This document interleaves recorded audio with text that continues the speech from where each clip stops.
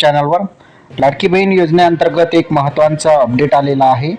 ज्या लाडकी बहिणीने ई-केवायसी केलेली नाही त्यांच्यासाठी पुन्हा या ठिकाणी ई-केवायसी करण्याची संधी राज्य सरकारने दिलेली आहे।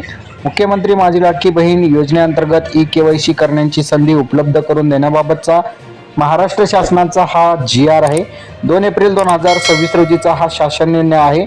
या जी.आर. अंतर्गत त्यांनी माहिती दिलेली आहे की जे पात्र लाभार्थी आहेत महिला वर्ग त्यांची केवायसी 31/12/2025 पर्यंत होऊ शकलेली नाही अशा महिलांसाठी जे आहे 31 मार्च 2026 पर्यंत 30 मार्च 2026 पर्यंत मुदतवाढ करण्यात आलेली आहे।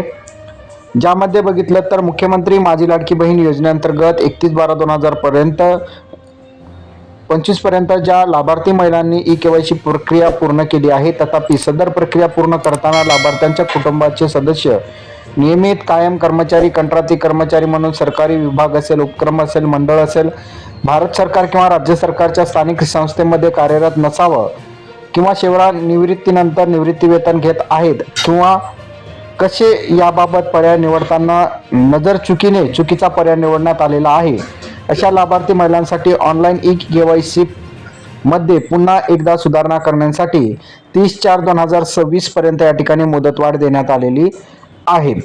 तर अशा प्रकारे बघितलं तर उपरोक्त अनुषंगाने योजनेच्या पोर्टलवर सुधारणा करण्यात आली आहे आणि यापुढे कोणत्याही परिस्थितीत सुधारणा करण्याची संधी उपलब्ध करून दिली जाणार नाही याची नोंद घ्या। म्हणजे 30/4/2026 ही शेवटची तारीख असणार आहे। त्यामुळे लवकरात लवकर ज्या काही महिलांचं ई-केवायसी मध्ये काही त्रुटी झालेल्या आहेत त्या महिलांनी ई-केवायसी लवकरात लवकर करून घ्या। त्याचबरोबर ज्या महिलांची ई-केवायसी बाकी होती त्यांनी सुद्धा लवकरात लवकर ई-केवायसी करून घ्या जेणेकरून तुम्हाला मुख्यमंत्री माझी लाडकी बहीण योजनेचा लाभ मिळत राहील। धन्यवाद।